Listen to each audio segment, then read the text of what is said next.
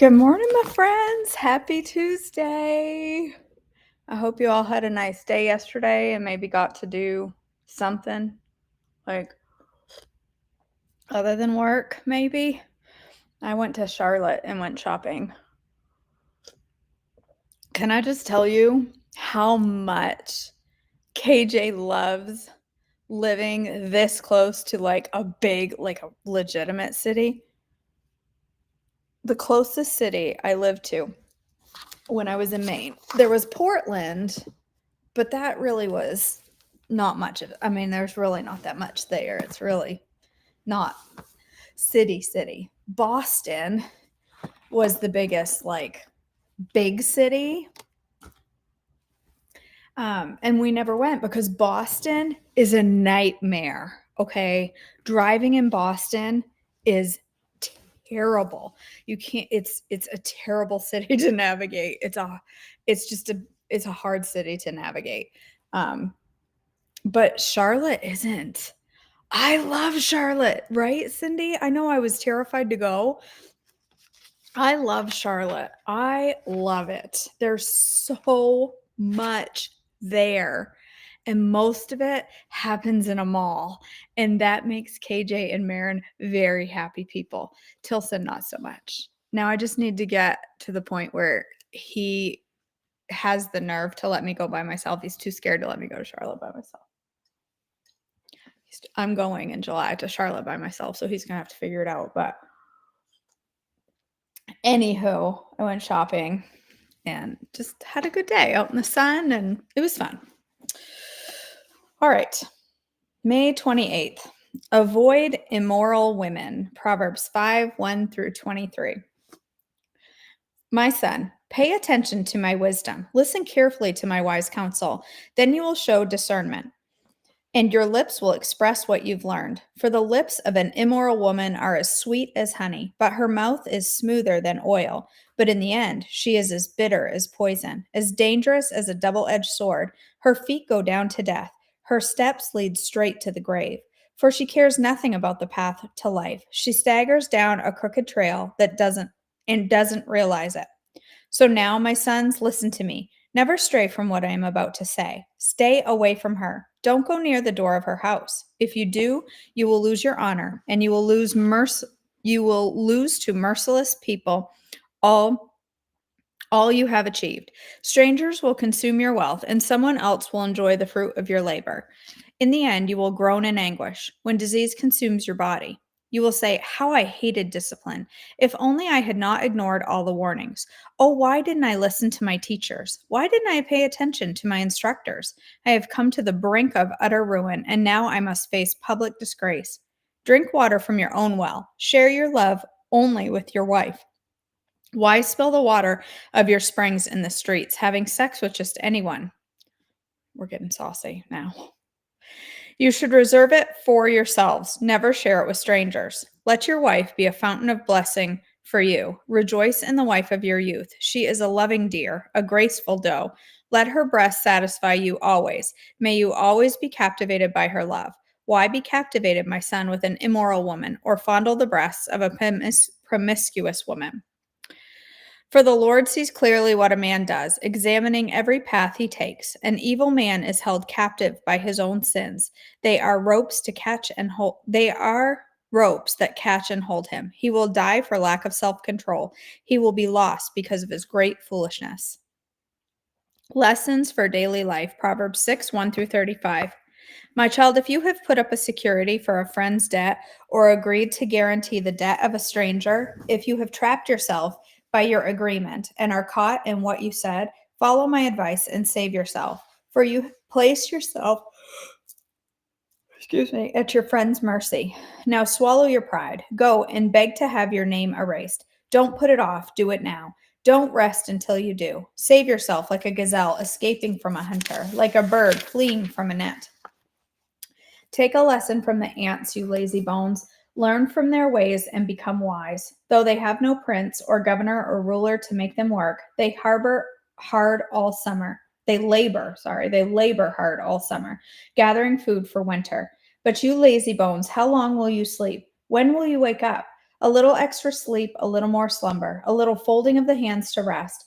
Then poverty will pounce on you like a bandit. Scarcity will attack you like an armed robber. What are worthless and wicked people like? They are constant liars, signaling their deceit with a wink of an eye, a nudge of the foot, or a wiggle of the fingers. Their perverted hearts plot evil, and they constantly stir up trouble.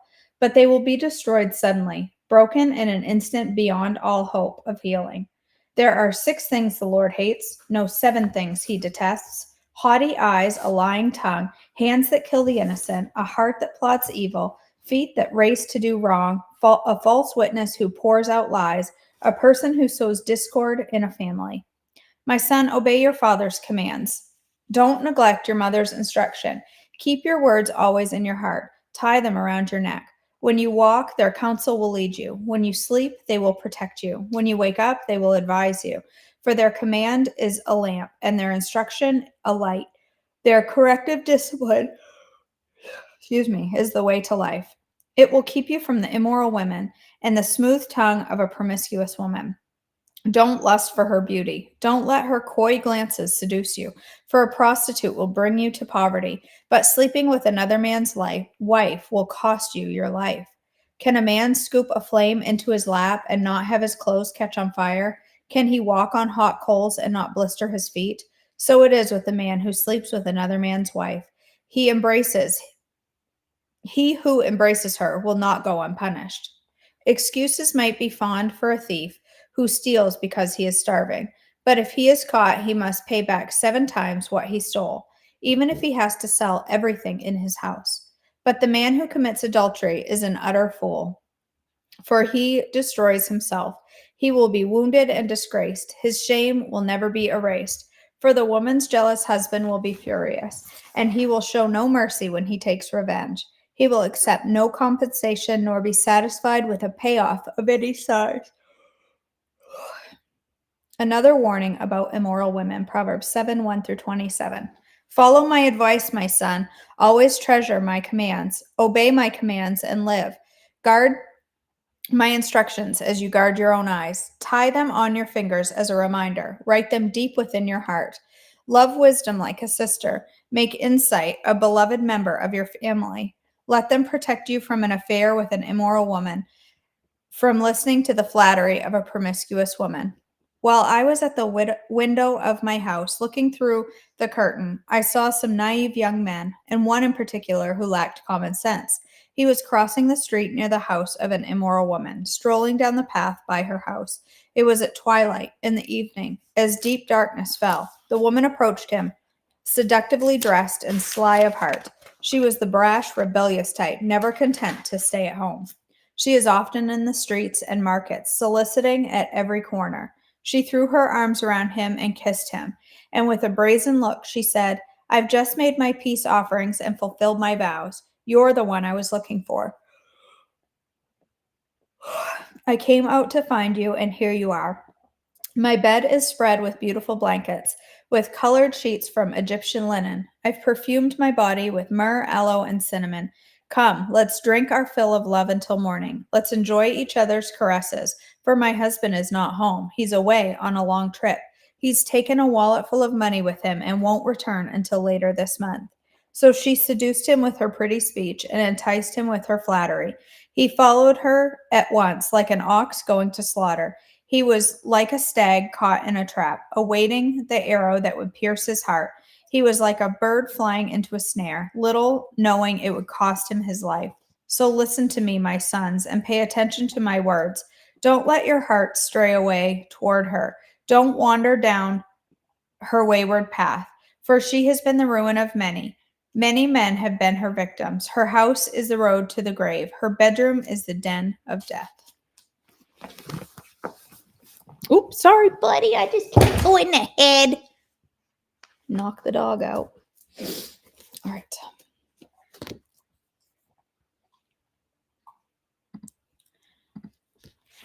We're on page 26, about halfway through the first page.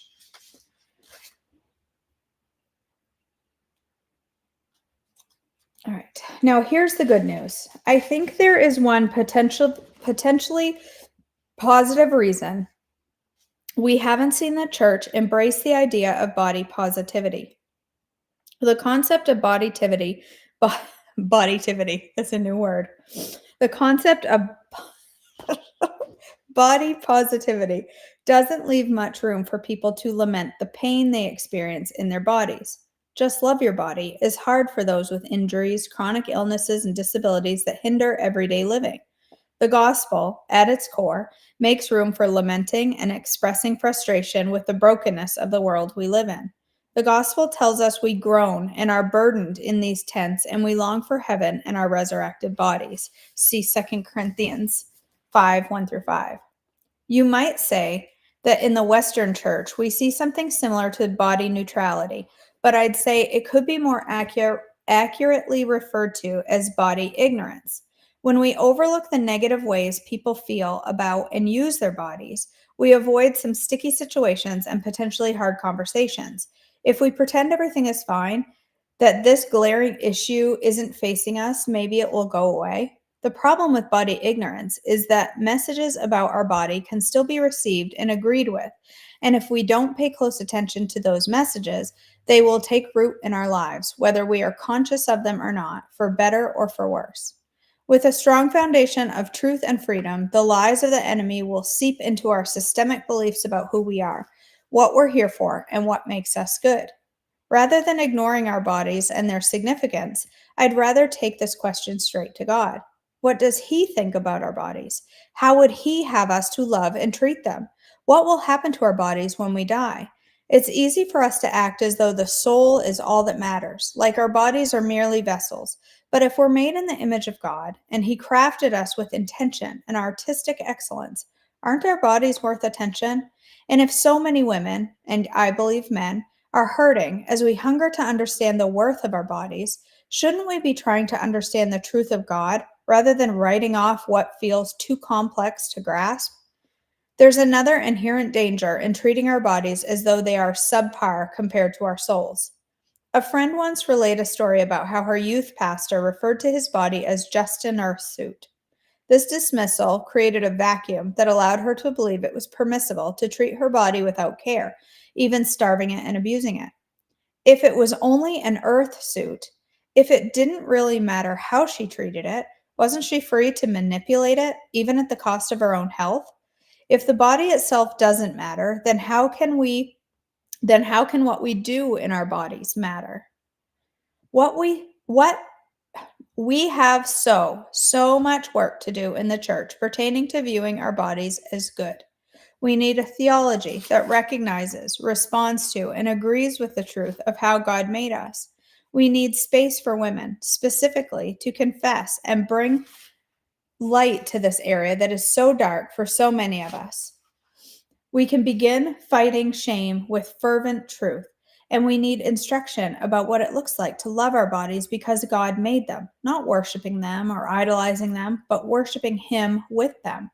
I thank God genuinely for the healing and freedom the body positivity and body neutrality movements have given those of us who have been exposed to them.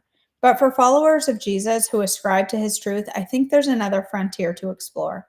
Body positivity leaves us wanting more in light of the news that eternity is the be all and end all for us, and that for now we are living in the midst of a fallen existence. We can speak positive words towards our bodies while also acknowledging they're broken and that they're subject to the effects of a world that is not God's best case scenario. What's more, if not our bodies that we worship or proclaim as perfect as much as it is God who made our bodies. It's our insistence on His power, presence, and glory that leads me to believe my body is good. The statement that I love my body and that I feel positively about it has so much more impact because it's backed up by the belief that the creator of the universe made it with intention and creativity. Oh, I love that. All right. I love this book. Anybody else? Just me? Nope. I love it. I love it. I can't get enough of it. I think it's so good. All right. Let me scroll back through the chat.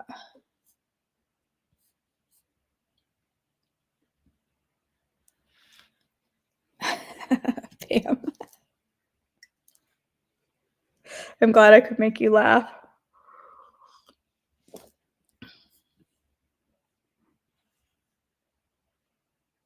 Oh, Becky, I'm jealous. I don't need a manicure. I do my own, but I need a pedicure bad. My toenails are starting to look like crow talons. Do crows have talons? It's eagle talons. They're starting to look embarrassing. I said yesterday to my husband, I seriously need a pedicure. Oh, fun, Meredith. We've never been to a Great Wolf Lodge. There's one not far. It's like an hour from here. I don't know if I see myself going there though. There's a lot of children. Not a fan of kids. I like my own. She's all right, but other people's kids. I like your children. I just don't want to go somewhere where they're running around and screaming. Yes, you're right, CJ. Driving to Bangor was far from Holton Bank. We always went to Bangor for our shopping. But I mean, you could go to Charlotte every weekend for the rest of my life and still never do everything that there's. And they have Carowinds. They have a theme park there, a park, not a theme park, a park, an amusement. I can't wait to go. I can't wait to go this summer to Carowinds. I'm so excited.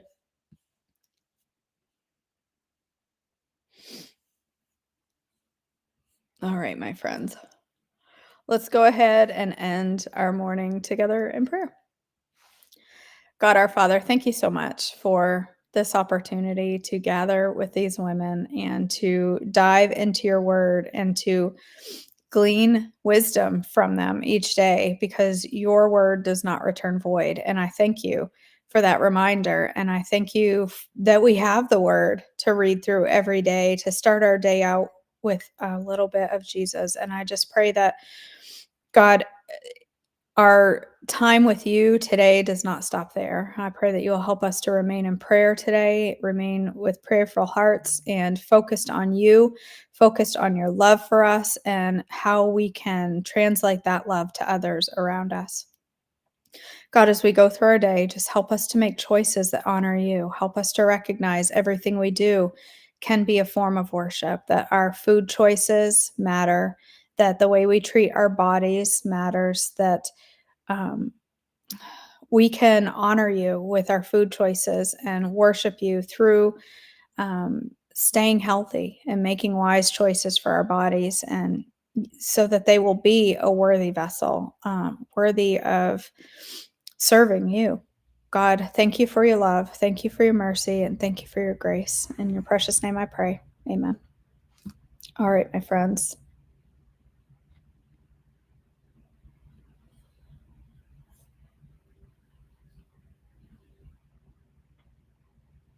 Why is that, Kimberly? The closed captioning, it's terrible. Is that why, Kimberly? The closed captioning cannot understand KJ. I don't know what it is, but closed captioning for me comes out with a whole lot of curse words that I'm not saying, and it doesn't understand me. I don't even have an accent, and it doesn't understand me. I don't know. All right, my friends, thank you for joining me. I love you guys. I hope you have an amazing rest of your day, and I will see you back tomorrow. I'm not going to go live today. I have so much food prepped in my fridge. Well, mostly protein balls. Oh, am I putting my hands in front of my mouth? Sorry. Oh.